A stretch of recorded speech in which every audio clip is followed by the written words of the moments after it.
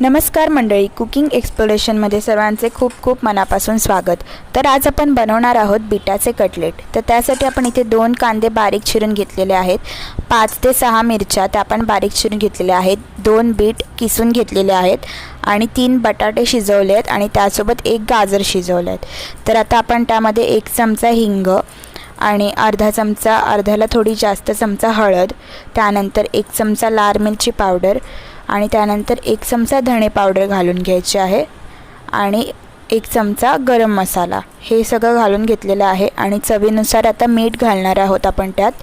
तर इथे 1 चमचा मीठ घातलेलं आहे, सगळे छोटे चमचे आहेत तुम्ही पाहू शकता। तर आता आपण हे व्यवस्थित मिक्स करून घ्यायचं आहे।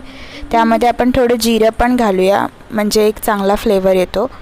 त्यानंतर आपण इथे घेतलेलं आहे तांदळाचं पीठ 2 चमचे घेतलेलं आहे आणि त्यानंतर आपण चण्याचं पीठ घेतलेलं आहे 2 चमचे आणि थोडंसं, आणि त्यानंतर 1 चमचा कॉर्नफ्लॉवर। आता सर्व आपण हे व्यवस्थित मिक्स करून घ्यायचं आहे। इथे तुम्ही बघू शकता की काळी मिरी पावडर देखील टाकलेली आहे आणि पोहे घेतले होते 1 वाटी भिजवलेले, ते घातलेले आहेत यात। आणि आता आपण हे सगळं व्यवस्थित मिक्स करून घेऊयात। हाताच्या सहाय्याने व्यवस्थित चांगलं मिक्स करून घ्यायचं आहे। तुम्ही बघू शकता की आपलं सारण या सारणाने साधारण 20 कटलेट बनतात। तर आता आपण असे एकदम सैलसर पण नाही घेतले, थोडंसंच मऊसर केलेलं आहे, पाणी न घालता आपण मळून घेतलेलं आहे। आणि आता आपण त्याचे कटलेट बनवून घेऊया। तुम्हाला हवे त्या आकारामध्ये तुम्ही बनवू शकता। आता इथे मी गोलच बनवत आहे, हे बघा तुम्ही पाहू शकता।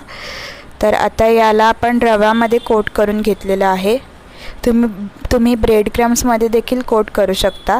तर आता अशा प्रकारे आपण सगळे कटलेट बनवून घेतलेले आहेत आणि रवा कोट करून घेतलेले आहेत आणि आपण ते आता फ्राय करायचे आहेत।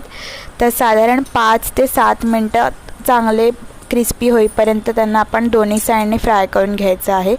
त्याच्यानंतर आपण सारण अजून उरलं होतं तर त्याला आपण ब्रेडला लावून ब्रेड सँडविच, असं बीटरूट सँडविच असं पण बनवून घेतलेलं आहे। तर ते एका साईडलाच लावलेलं आहे आणि त्याला देखील रवा लावून गरम करून घेतलेला आहे अगदी कमी तेलामध्ये। आणि तुम्ही इथे बघू शकता की त्याचा कुरकुरीतपणा किती, असं क्रिस्पीनेस तुम्ही इथे पाहू शकता।